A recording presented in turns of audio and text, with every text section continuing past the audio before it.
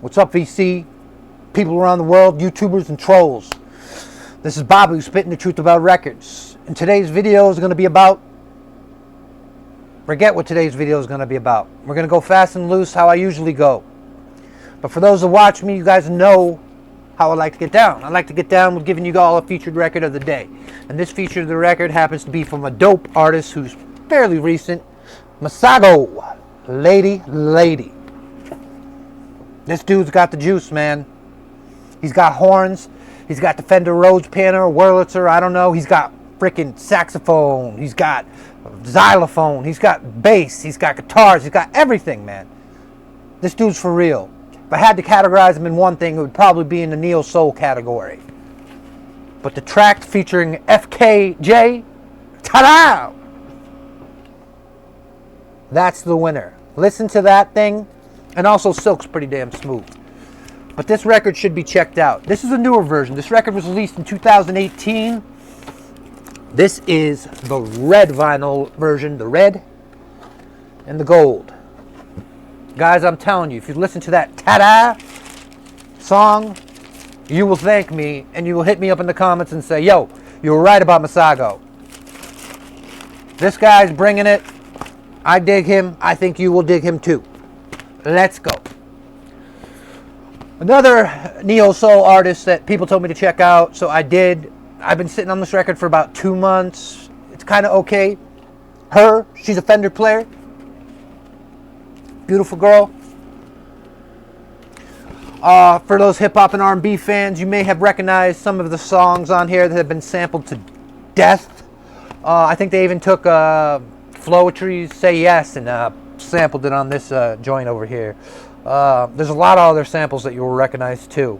I bought this record originally thinking there would be a lot of cool Fender guitar work, but that's just not the case. Maybe I need to listen to this more. But my opinion, this record, at 1 to 10 scale, I would probably give this a 6. She's a great new artist. Maybe this record will grow on me, but this record's a $19.99, $20 special. It's dope. It's decent. If you like that stuff and you're not as picky as me, you might check it out. Also, one of the recent tone poets that came out, Hank Mobley's A Caddy for Daddy. Classic tone poet. You get a great gatefold. It's dope. But look at this lineup, man. Lee Morgan on trumpet, McCoy Tyner on piano, Cranshaw on bass, Mobley on tenor sax, and Higgins on drums, man. I mean,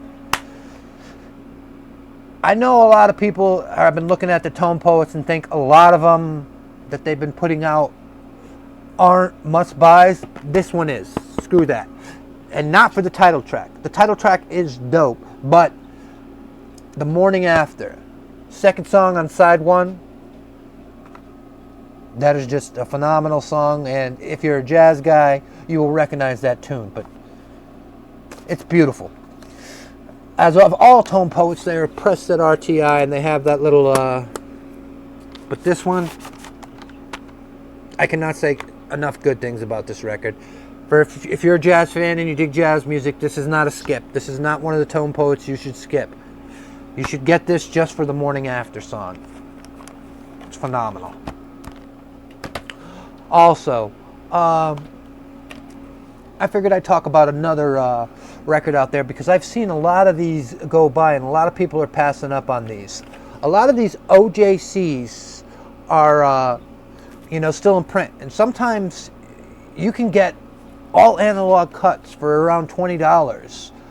There are ones that are not. The later ones are, I think, digitally cut, or there's not any information on that yet. But if you still get the George Horn masters in the dead wax, those are supposed to be cut from tape, all analog. For $20, I mean, especially with this one, the Coltrane's Prestige 7105.